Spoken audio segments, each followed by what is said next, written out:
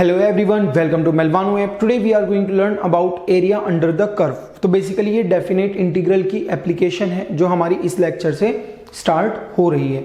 ठीक है, अब इसमें बच्चों पूरे चैप्टर में मतलब एरिया अंडर द कर्व जब भी हम पढ़ रहे होंगे, जब भी आपको एरिया की बात की जाए तो एक चीज हमेशा ध्यान रखना कि एरिया हमेशा एक कैसी क्वांटिटी होती है, पॉजिटिव क्वांटिटी। हमेशा ध्यान रखना पॉजिटिव क्वांटिटी।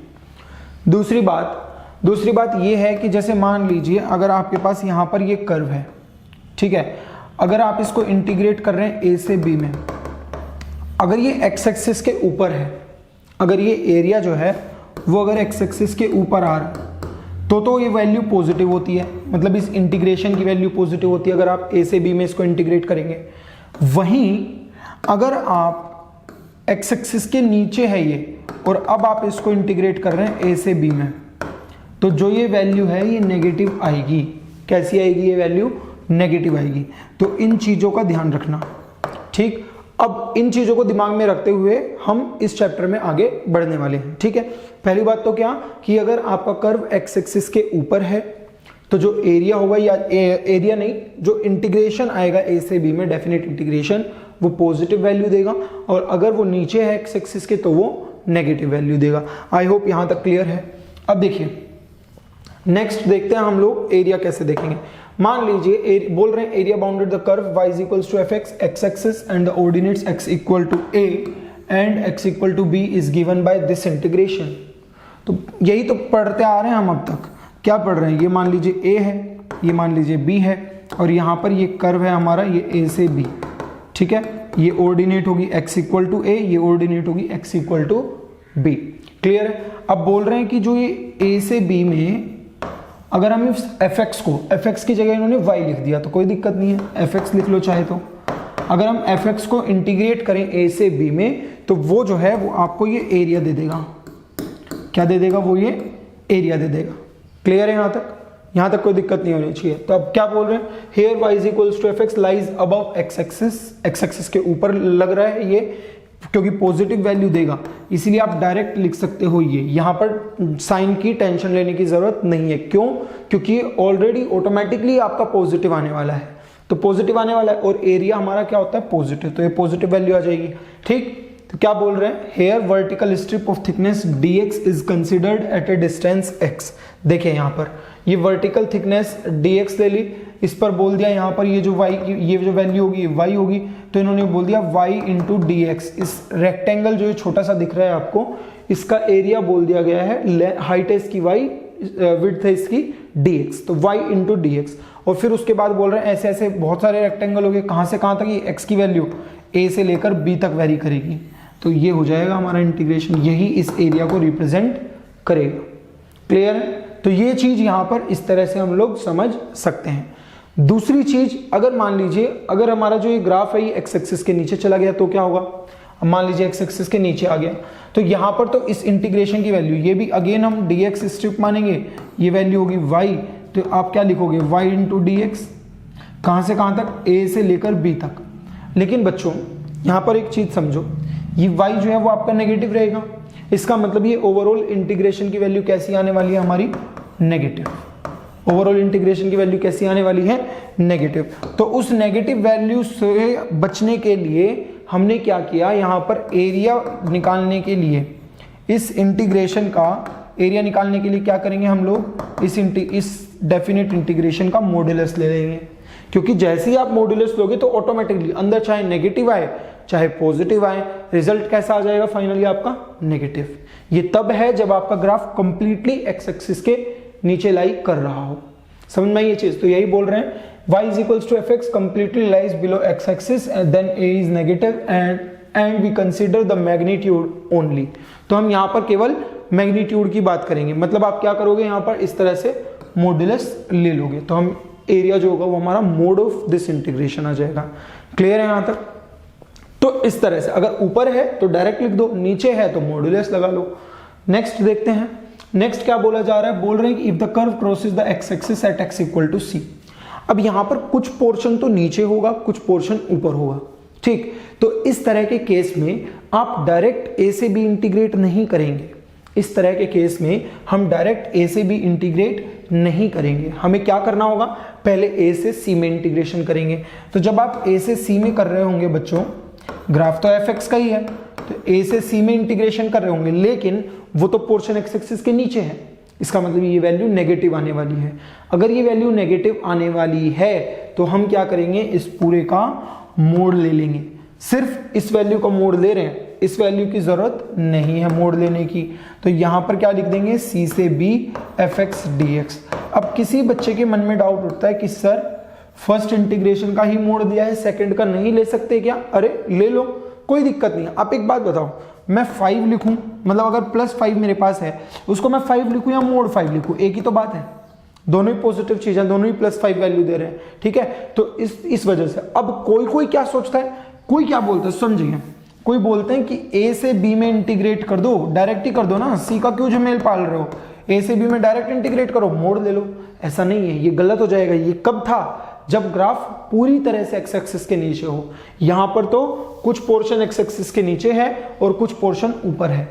जो पोर्शन नीचे था उसके लिए हम लोगों ने मोड लगा दिया, और जो पोर्शन ऊपर था उसको हमने एज इट इज लिख दिया, क्योंकि उसमें मोडलेस लगाने की जरूरत नहीं है, वो ऑटोमेटिकली पॉजिटिव वैल्यू हमें दे रहा है, ठीक है। तो इस तरीके से यहां पर हम लोग जो है एरिया की बात कर सकते हैं ए से लेके बी में। नेक्स्ट देखते हैं, नेक्स्ट क्या बोल रहे हैं, sometimes integration with respect to Y is very useful. बच्चों जनरली हम लोगों को आदत होती है एक्स के रेस्पेक्ट में इंटीग्रेट करने की, ठीक है, लेकिन कई बार ऐसा हो जाता है कि आपको y के रेस्पेक्ट में इंटीग्रेशन हेल्पफुल हो जाता है, लेकिन वहां पर कुछ चीजों का ध्यान रखना होता है, ठीक है। वो कैसे रखना होता है मैं समझाऊंगा। बोल रहे हैं area bounded by the curve y axis and the two abscissa at y equals to a y equals to b is written as integration of a to b x dy। तो समझिए, जैसे मान लीजिए हमारा ग्राफ है इस तरह से, ठीक है। अब हमें क्या करना है, हमें ये वाला एरिया निकालना है, ये वाला। जब हम इसके रेस्पेक्ट में करते थे तब देखो यहां पर ये a होती थी वैल्यू, ये b होती थी, तब हम ये एरिया निकालते थे। अब हम ये एरिया नहीं निकाल रहे हैं, अब हम एरिया कौन सा निकाल रहे हैं, एरिया निकाल रहे हैं हम y एक्सिस के साथ, जो है जो y एक्सिस के साथ है, हमें वो एरिया कैलकुलेट करना है, मींस दिस वन, देख पा रहे होंगे, ठीक है। तो ये एरिया कैलकुलेट करने के लिए हम क्या करते हैं, जैसे हम x में a से b इंटीग्रेट करते थे, अब y में a से b इंटीग्रेट करेंगे, समझ रहे हो। जैसे मान लीजिए मेरे पास सपोज है y² इक्वल टू 4ax,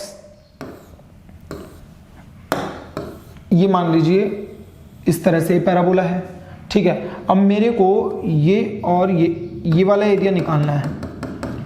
ये मान लीजिए y इक्वल्स टू 2 है, ये y इक्वल्स टू 4 है, ये y की वैल्यूज है, ध्यान रखना, ये y इक्वल्स टू 2 है, ये y इक्वल्स टू 4 है। तो हम क्या करते हैं, हम इंटीग्रेट इस बार x के रेस्पेक्ट में नहीं करेंगे, किसके रेस्पेक्ट में करेंगे, y के रेस्पेक्ट में। और ध्यान से सुनना, जब आप y के रेस्पेक्ट में इंटीग्रेट कर रहे हो, जब आप y के रेस्पेक्ट में इंटीग्रेट कर रहे हो तो यहां पर y का ही फंक्शन आएगा। जब हम यहां पर dx लिखते थे, जब हम x के रेस्पेक्ट में करते थे तो यहां पर x का फंक्शन लिखते थे।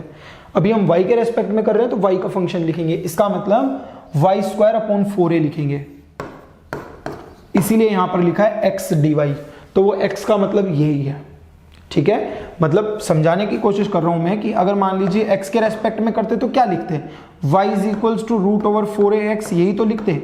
और वैसे y के रेस्पेक्ट में कर रहे हैं तो y का फंक्शन लिखेंगे y² अपॉन 4a। क्लियर है यहां तक? तो ये चीज है। अब दूसरी बात आती है, यहां पर अक्सर बच्चे लिमिट्स में मिस्टेक कर बैठते हैं। तो लिमिट में जो हमको करना है वो क्या करना रहेगा, यहां पर y की वैल्यूज रखनी होंगी। अक्सर बच्चे यहां x की वैल्यूज रख देते हैं, इंटीग्रेट y के रेस्पेक्ट में कर रहे होंगे, वैल्यूज रख देंगे x की, तो वो रिजल्ट आपका एकदम गलत आ जाएगा। क्लियर है?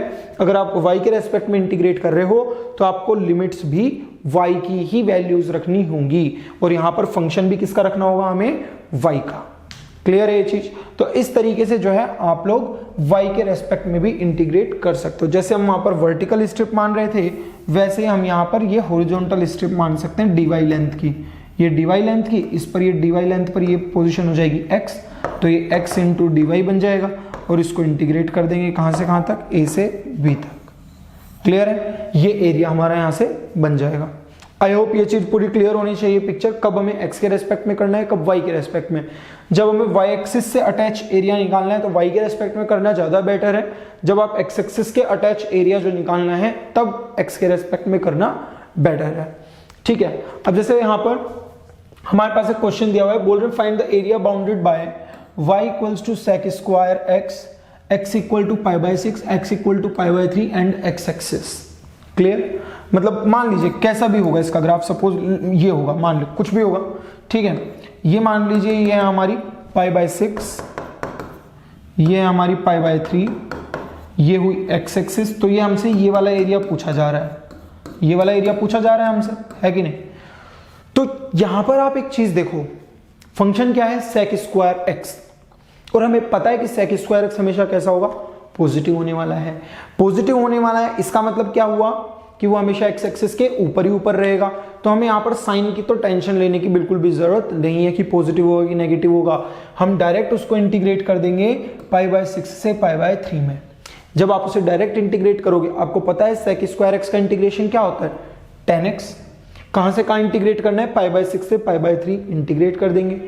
यहां पर क्या बन जाएगा हमारे पास? 10 पाई बाय 3 माइनस 10 पाई बाय 6। तो 10 पाई बाय 3 कितना होता है? √3। 10 पाई बाय 6 कितना होगा? 1/√3। तो √3 माइनस 1/√3 ये रहा आपका। जब आप एलसीएम लोगे तो आएगा √3, √3 इंटू √3 बन जाएगा 3 माइनस 1 एज इट इज, तो ये बन जाएगा ओवरऑल 2/√3 स्क्वायर यूनिट्स। तो इस तरीके से जो है हम लोग यहाँ पर एरिया कैलकुलेट कर सकते हैं। आपने देखा कितनी इजीली हमने कर लिया। बस यहाँ पर देखने वाली चीज ये थी कि sec स्क्वायर हमेशा पॉजिटिव होगा, तो इसलिए उसके साइन की टेंशन लेने की अपने को जरूरत नहीं है, वो ऑटोमेटिकली सही है। ठीक है, नेक्स्ट क्वेश्चन बोल रहे हैं find the area bounded by the curve y is equals to sin 2x दे दिया, और इसका ग्राफ हम बहुत अच्छे से जानते हैं। x axis and the lines y equals to x equals to pi by 4 and x equals to 3 pi by 4। ठीक है, अब सबसे पहले तो इसके ग्राफ पे फोकस करो। ग्राफ कैसा होता है बच्चों इसका? ऐसा ग्राफ कैसा होगा इसका? इस टाइप का। आपको पता होना चाहिए कि ये sin x के ग्राफ में अक्सर पाई होता है, लेकिन sin 2x के ग्राफ में पाई बाय 2 हो जाएगा। तो इसी तरह से ये पॉइंट पाई बाय 2 होता है तो sin 2x में पाई बाय 4 हो जाएगा। यहां पर ये 3 पाई बाय 2 होता है तो sin 2x के ग्राफ में 3 पाई बाय 4 हो जाएगा। तो अपने को जो एरिया बेसिकली निकालना है वो एक तो ये लाइन, तो अपने ये एरिया पूछा गया है हमसे। हमें देखने से पता चल गया कि पाई बाय 4 से पाई बाय 2 में तो ग्राफ पॉजिटिव है, इसका मतलब ये वाले इंटीग्रेशन की वैल्यू तो पॉजिटिव आने वाली है। लेकिन पाई बाय 2 से 3 पाई बाय 4 में ग्राफ कैसा है? नेगेटिव, तो इसका मतलब ये वैल्यू नेगेटिव आने वाली है। अगर ये वैल्यू पॉजिटिव है तो इसका मतलब पाई बाय 4 से पाई बाय 2 में तो आप डायरेक्ट इंटीग्रेशन लिख सकते हो, ये लिखा हुआ है यहाँ पर। फिर पाई बाय 2 से 3 पाई बाय 4 में जो इंटीग्रेशन करोगे उसका आपको मॉडुलस लेना पड़ेगा, तो वो हमने यहां पर लिख दिया ऐसे मॉडुलस लेके, क्योंकि ये वैल्यू नेगेटिव आने वाली है तो पॉजिटिव बनाने के लिए उसको हम मॉडुलस लगा देंगे। अब इसको इंटीग्रेट करना तो बहुत इजी है। sin 2x का इंटीग्रेशन क्या होता है? Minus cos 2x by 2। ठीक है, दोनों में यही आ जाएगा, इसकी वैल्यू होगी पाई बाय 4 से पाई बाय 2 और प्लस वैसे ही ये पाई बाय 2 से 3 पाई बाय 4। ठीक है, तो यहां पर हमने लिख दिया ये पाई बाय 4 से पाई बाय 2 और ये मॉडुलस पाई बाय 2 से 3 पाई बाय 4। क्लियर है यहां तक आई होप कोई दिक्कत नहीं होनी चाहिए।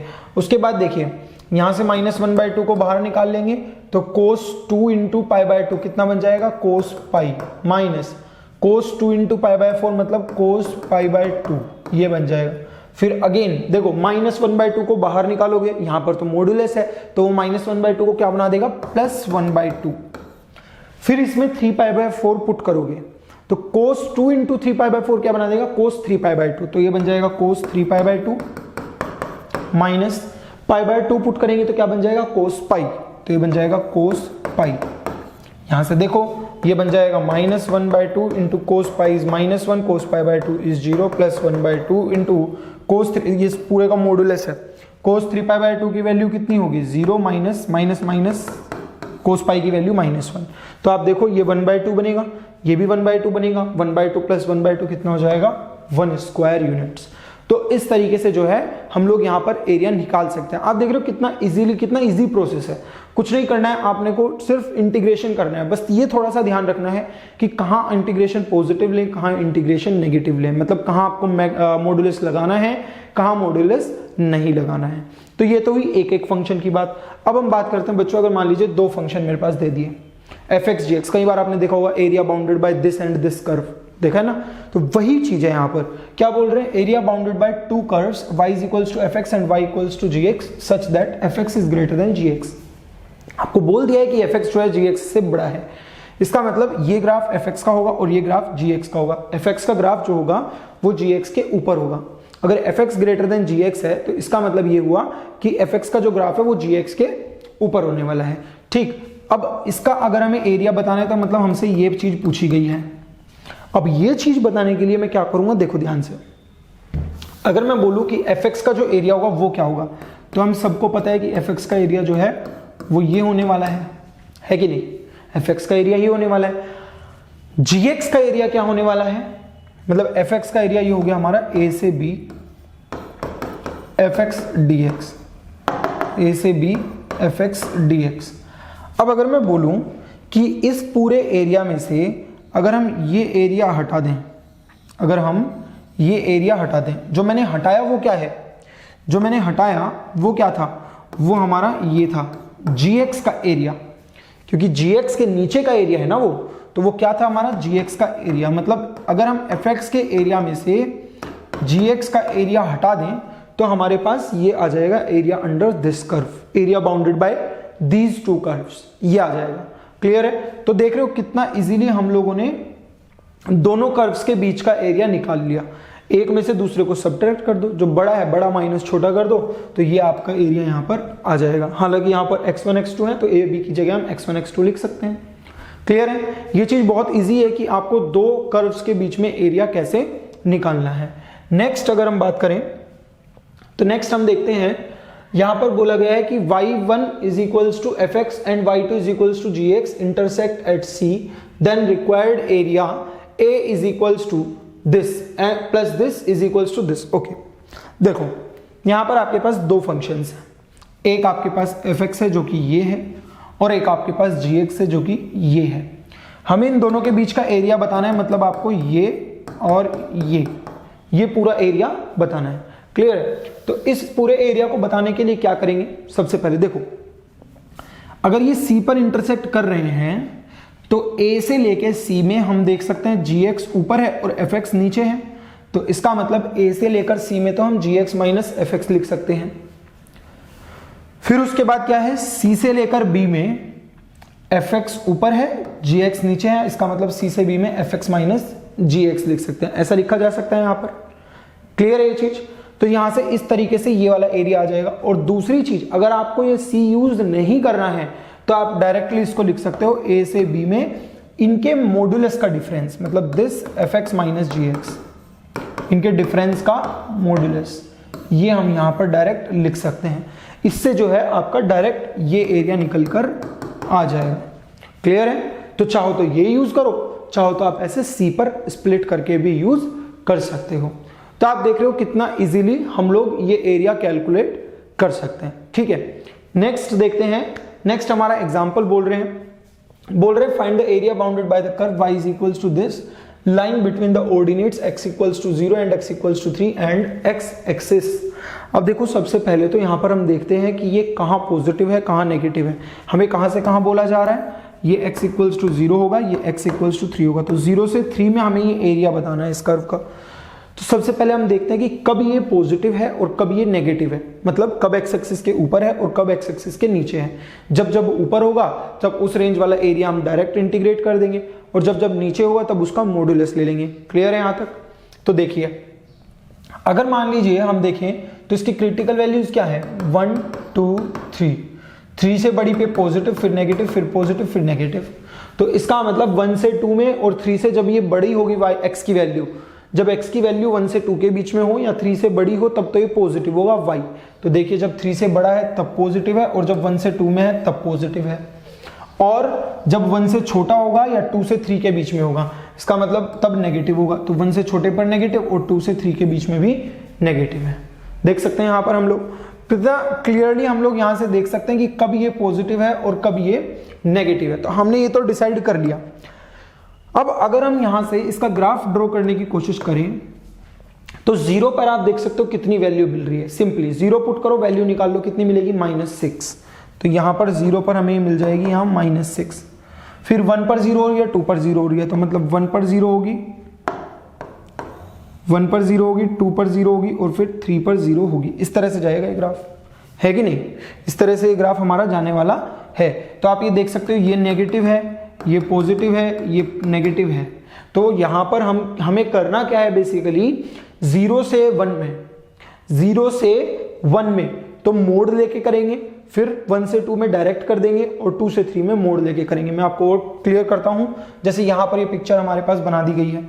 ये 0 से 1 में तो आप डायरेक्ट इंटीग्रेट कर सकते हो, 0 से 1 में डायरेक्ट नहीं कर सकते हो, सॉरी, मॉडुलस लेना पड़ेगा। क्यों? क्योंकि ये नेगेटिव वैल्यू है, तो इसका मतलब आपको मोड y dx ये बन जाएगा, प्लस फिर 1 से 2 में डायरेक्ट कर सकते हो और फिर 2 से 3 में अगेन ये नेगेटिव है, तो इसलिए आपको यहां पर मॉडुलस लेना पड़ेगा। पूरे का लो या y का लो, कोई दिक्कत नहीं है, ठीक है, ये बन जाएगा। अब देखो, जब ये y जो है, y हमारा 0 से 1 में नेगेटिव है, तो मोड y को हम कैसे लिखेंगे, माइनस वाई dx। 1 से 2 में कैसा है, पॉजिटिव, तो इसीलिए इसको डायरेक्ट y dx लिख देंगे। 1 से 2 में तो कोई दिक्कत नहीं है क्योंकि पॉजिटिव है। फिर 2 से 3 में नेगेटिव है, इसका मतलब हमें माइनस साइन के साथ मॉडुलस को खोलना होगा 2 से 3 में। वापस से एक्सप्लेन करता हूं मैं, देखिए यहां पर 0 से 3 में जो पूरा आपका ये इंटीग्रेशन होगा 0 से 3 में, तो 0 से 1 में प्लस 1 से 2 में प्लस 2 से 3 में, तो मॉडुलस लेंगे तो 0 से 1 में मोड y dx, यहां पर भी मोड लिख लो, कोई दिक्कत नहीं है क्योंकि पॉजिटिव है, फिर भी हमें पता है। 2 से 3 में भी मोड y। अब यहाँ पर 0 से 1 में नेगेटिव है, तो ये मैं लिख चुका हूँ, ये भी मैं समझा चुका हूँ 2 से 3 में, और 2 से 3 में भी हम लोग देख चुके हैं कि माइनस वाई dx यहाँ पर होने वाला है। तो इतनी चीज तो हमें क्लियर हो गई। अब इन्होंने क्या किया, पहले इस y को अलग से इंटीग्रेट कर लिया। तो y को अगर हम अलग से इंटीग्रेट करेंगे तो मान लिया इसका इंटीग्रेशन जो है वो हमारा कैपिटल fx आने वाला है, तो वो हम कैपिटल fx लिख लेते हैं, इंटीग्रेशन x-1, x-2, x-3। इन तीनों को जब आप मल्टीप्लाई करोगे यहां से, तो देखो क्या बनेगा, एक्स स्क्वायर माइनस, इन दोनों को करोगे तो माइनस 2x माइनस x बनेगा minus 3x, -1 into -2 is +2 into x minus 3, x square into x is x cube, x square into -3 is -3x square, -3x into x is -3x square, -3x into -3 is +9x, 2x and 2 into 3 -6, ये बन जाएगा। अब यहां से x cube, ये -6x square, ये लिखा हुआ 9 + 2x 11x और -6, ये बन गया यहां से। अब इसको इंटीग्रेट करना तो हमारे दाएं हाथ का खेल है, क्या करेंगे, ये बनेगा x power 4/4, 6 into x power 3/3, 11 into x square by 2 और ये -6 एज इट इज। तो यहां पर ये हमारा इंटीग्रेशन बन गया। प्लस सी में इसलिए नहीं लगा रहा हूं क्योंकि आगे हमें डेफिनेट यूज करना है, तो इसलिए नहीं लगाया, ठीक है। अब देखो बच्चों, हमें किस किस चीज की जरूरत पड़ेगी, जो ये इंटीग्रेशन है, जब आप इसमें लिमिट्स लगाओगे, क्योंकि ये तो इस इंटीग्रेशन की वैल्यू आई ना, माइनस को बाहर निकाल लेंगे, इस इंटीग्रेशन की वैल्यू आई है, आपको फिर 1 उसमें पुट करना पड़ेगा, फिर 0 पुट करना पड़ेगा, फिर 2 पुट करना पड़ेगा, फिर 1 पुट करना पड़ेगा, फिर 3 पुट करना पड़ेगा, फिर 2 पुट करना पड़ेगा। इसका मतलब आपको इंटीग्रेशन की जो वैल्यू है वो कहां चाहिए, 0 पर चाहिए, 1 पर चाहिए, 2 पर चाहिए और 3 पर चाहिए। तो हमने क्या किया, यहां पर 0 पुट कर दिया तो 0 मिल गया, 1 पुट कर दोगे तो -9/4 मिल जाएगा, 2 पुट कर दोगे तो -2 मिल जाएगा और 3 पुट कर दोगे तो -9/4 मिल जाएगा। क्लियर है यहां तक। उसके बाद हमने क्या किया, यहां पर देखो ये माइनस को बाहर निकाल लेते हैं, तो ये माइनस बाहर निकाल लिया। फिर इसके बाद जो इंटीग्रेशन की वैल्यू आई उसकी वैल्यू 1 पर, इसका मतलब f(1 - f(0) हमें लिखना है, f(1 - f(0), ये हो गया f(1 - f(0).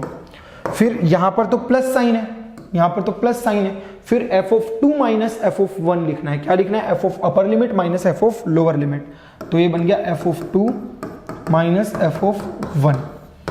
अब देखो अगेन यहां पर कैसा साइन है हमारे पास, माइनस साइन, तो यहां पर हम वापस से नेगेटिव साइन लगा देंगे। और फिर कहां वैल्यू चाहिए, अपर लिमिट पर मतलब f(3) और फिर लोअर लिमिट पर मतलब f(2), तो f(3 - f(2) यहां पर लिख देंगे, f(3 - f(2). अब 0, f(0), f(1), f(2), f(3) ये सब पुट कर दो। जैसे आप पुट करोगे तो ये रिजल्ट हमारे पास आ जाएगा। पुट करके देख लेते हैं, मैं दिखा देता हूं आपको। देखिए माइनस ये f(0) लिख दें यहाँ पर, ये बनेगा f(0 - f(1) plus f(2 - f(1) minus f(3 plus f(2), ये बन गया। ठीक, f(0) एक बार है तो मतलब वो तो 0 है, तो लिखने की जरूरत ही नहीं है। -2 टाइम्स एफ ऑफ 1, क्योंकि एफ ऑफ 1 और एफ ऑफ 1 दो बार आ रहा है तो -2 टाइम्स एफ ऑफ 1 बन जाएगा। एफ ऑफ 1 की वैल्यू कितनी है, -9/4 माइनस प्लस 9/4। फिर उसके बाद +2 F of 2 +2 times F of 2 की वैल्यू कितनी है, -2। ठीक, फिर माइनस एफ ऑफ 3 तो माइनस 9/4, ये एफ ऑफ 3 आ गया।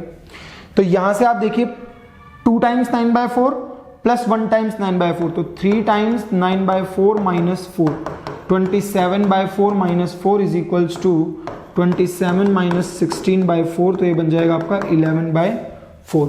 तो यहां से हमारा 11/4 यूनिट्स फाइनल आंसर बन जाएगा।